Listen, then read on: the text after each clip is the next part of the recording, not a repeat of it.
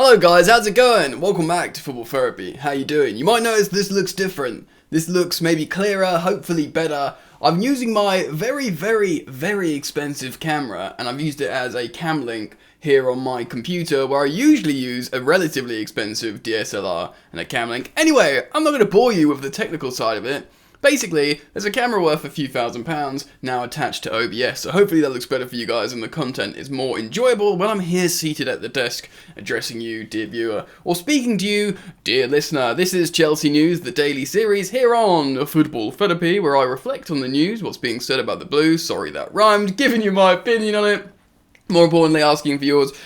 I want to reflect on transfers. We're nearing the January transfer window, but some interesting stories coming up about last summer. Oh yeah, before we do get into it, please do drop a like. It means a lot, it helps me out on the channel. And if you're new, you're welcome to subscribe, and I'd urge all of you to make sure all notifications are turned on. You just click the little bell, it takes 1 second. Cool, so Chelsea news. In the summer, Chelsea had just won the Champions League. We're looking pretty good. Or are we? I mean, we've won the Champions League and we looked good in the final, but actually, we ended the season in not great form. We sort of accidentally fell into the top 4 because of results from Leicester. I remember we had a really poor result against Wolves on the last day. Generally, Chelsea ended the domestic season looking dysfunctional and not so good. Granted, we started this season well, and it was largely because of our new innovative wing-back system inversion approach, where, Ben Chilwell and Reece James were absolutely running the show. We lost one of those in Ben Chilwell to injury, a few midfielders along the way, and looked largely dysfunctional.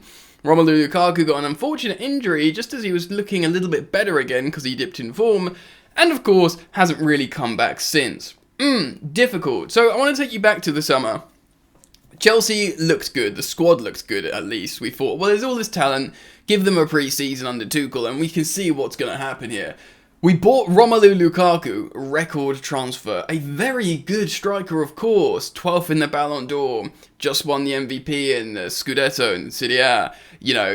Belgium's all-time top goal scorer, over 100 Premier League goals in his prime, a Chelsea boy. Chelsea's got a special place in his heart. He wanted to come back in 2017, but it didn't happen, and he ended up going to Manchester United, probably detrimentally for everyone, including himself, of course.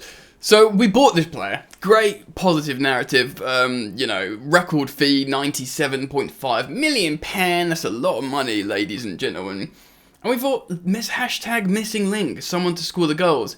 But the truth is, Chelsea were trying to buy more players. And that's what I find really interesting, and that's what I want to talk about today. Chelsea made 2 massive bids for 2 high-profile massive players. So they were going for it. Remember, though, because of Chelsea's position, I think we broke even in terms of net spend because we sold so many players. Gurhi, Tomori, Abraham, there was others as well. Who else did we sell? Was it Zappacosta did we sell? Yeah, possibly. There was a couple more. Chelsea generated a lot of money. There was loans as well, so you'd imagine there was loan fees. And they were in a strong financial position to go again and purchase more players because lest we forget, they had qualified for the next season's Champions League via 2 ways. One of them winning the Champions League and getting all the prize money and bonuses that you get from becoming champions of Europe. So Chelsea were in a strong financial position and they tried to sign 2 other superstars for a lot of money. Now, one is Marquinhos, that surfaced recently, of course, one of Tuchel's previous one of his players at Paris Saint-Germain. He got them, of course, to a Champions League final. And Marquinhos is an excellent player. Chelsea had an €85 million bid rejected for Marquinhos. Of course, they've already got Thiago Silva playing well. There's no doubt on Thiago Silva playing well. He's continued to play well at Chelsea. Dude's 37. He's probably going to extend his contract to turn 38. Just deep that for one moment. That is probably the oldest outfield player that's ever played for Chelsea in a time where Chelsea's probably more... I'm assuming that's certainly in modern football era, and that's in this present day Chelsea, who are usually really reluctant to give anyone over 30 a deal. I'm 32. They'd put me out of pasture. I'd be well too old for Chelsea. That's weird. I'm going to quickly start an article here from the Express to give you an idea of what's the situation with Marquinhos. Chelsea saw a bid as high as £72 million, which of course is €85 million, rejected for the PSG centre-back Marquinhos last summer, according to the French press. Ahead of the new campaign, the Blues were scanning the market for a new defender, but failed to get any deal over the line, despite also making the agreement for Sevilla's Jules Koundé. Of course, we've spoken, by the way, Jules Koundé, in that game against Barcelona, Sevilla versus Barcelona, throwing the ball against Jordi Alba's face. Have you seen that? He gets a straight red. So naturally everyone on Twitter is like, bring him to Chelsea, we want a bit of that. You don't want your player getting red cards, but I suggest you go watch that clip on Twitter. It's pretty funny. Jules Koundé just throwing the ball in his face straight away and immediately getting sent off. Anyway, you wouldn't be surprised here if Marquinhos was first choice, more of a sort of world-class player. So the Frenchman was the subject of a £42.5 million offer from the European champions, and there was an idea that Sevilla and Chelsea had agreed this deal, but suddenly they changed the goalposts, they moved the goalposts, and they were like, no, actually we've changed our minds back to the original £65 million. Interesting. But regarding Marquinhos, according to L'Equipe, Chelsea lodged a whopping £72 million bid for Marquinhos in the summer in an attempt to reunite Tuchel with the former captain.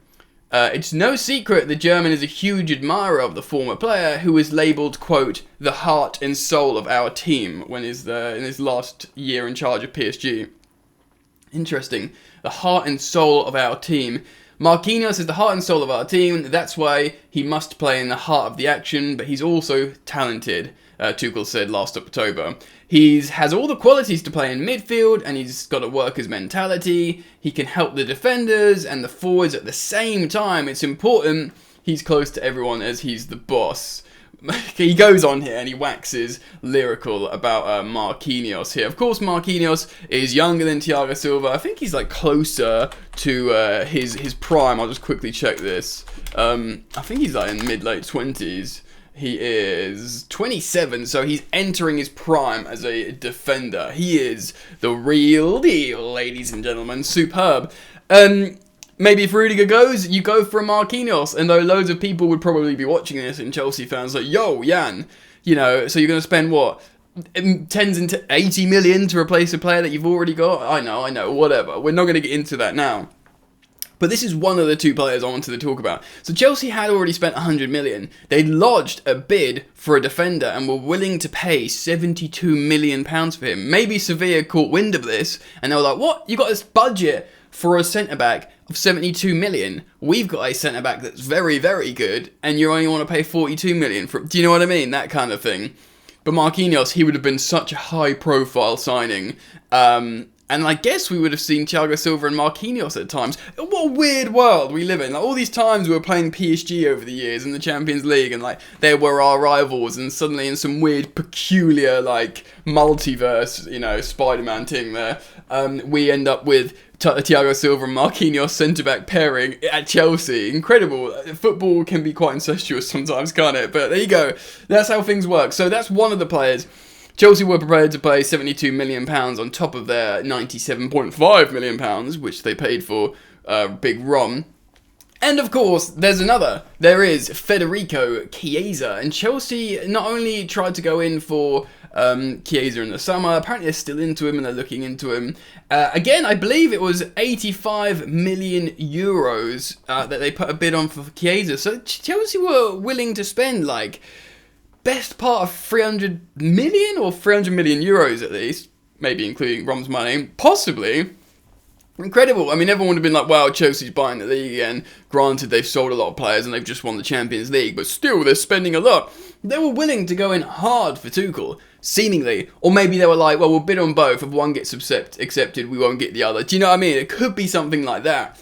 But absolutely incredible scenes, man. So let's spend a couple of minutes on Federico Chiesa, a player, of course, that we've spoken about before here on Football Therapy a few times. A really talented and direct, wide footballer that's played down the middle briefly for Juventus. We would not want to see that at Chelsea, of course, because we've had enough of non-strikers playing striker for us over these recent years. since Sarri, really, playing Hazard as a false nine. I think even Conte played Hazard as a false nine for a decent amount of time, because he understood that he's not going to track back like the wide forward. So he's like, right, just go in the middle, mate. do your thing. We'll get the other guys to do the work. So Chiesa, he's not a great goal scorer. But then again, what do you need like now? He's kind of like main character syndrome. I'm just going to come and clutch, which is kind of good in many ways. Maybe you don't need him to score, or maybe Chelsea don't need someone to score loads and loads of goals. It would be nice, like Tuchel once said, you'd have a player to lean on. Like, well, one thing's for sure, this guy's going to score 20 league goals, therefore we're going to generally feel safe. Do you know what I mean? But in these moments, and again, against the 1-1 draw against Burnley, the 1-1 draw against Manchester United, the draw against Zenit, the draw against Everton, the draw against Wolverhampton Wanderers, maybe you don't need a super goal scorer, you just need a guy in a couple of these games to come in clutch and score a winner. 2 goals, and we're level at the top of the Premier League with Manchester City. Think about that. Well, no, because we'll have an extra 4 points, we'll be 2 points off or whatever. But what I'm saying is, that's the margins here. Maybe you just need that special someone to come in and do a little bit of, like, you know, wiggling, dribbling, clutch moments. Like, no, I'm going to... Do you know what it is? It's like, right, we're all going stale here. We're all, like, becoming stodgy in this game, and we're collectively failing. Do you know what I mean? Like, there's a collective understanding and psychology of, oh, we're just going to pass the ball around and we're probably not going to win this. And football's like that. Football has an inevitability about it. Every now and again, it pierces that and you have an amazing moment.